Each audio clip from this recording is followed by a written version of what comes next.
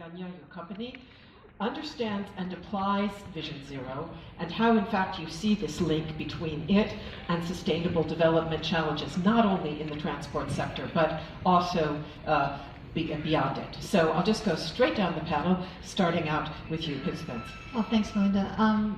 So in Australia, Vision Zero, which underpins the Safe Systems principle, has been the underpinning of our approach to road safety since 2004.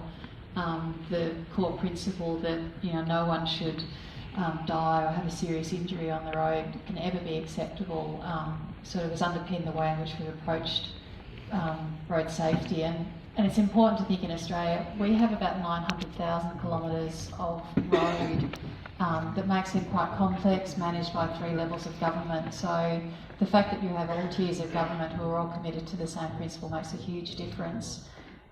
In terms of the point about how do we actually see, not just from road safety, but sort of some of the other sustainable development goals, how you can actually see the Vision Zero support those. A really great example we've got in Australia is it's a small program called On the Right Track, and it's designed around helping some of our Indigenous Australians actually get their driver's licence.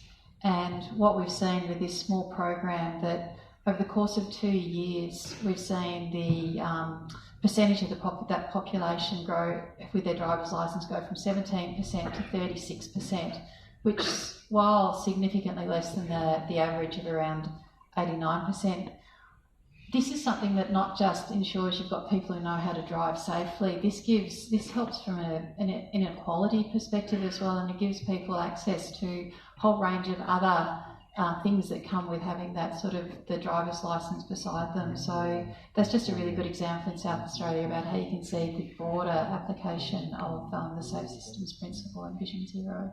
May I just ask you very briefly, because so many of us have seen the pictures from Australia, the fires, and you were mentioning it before the panel began, and I thought it was very interesting to talk a little bit about how that tragedy also presents you with an opportunity. Yeah, so one of the key things that after the bushfires, which were quite devastating for a number of areas in Australia, is a big focus has been around building back better.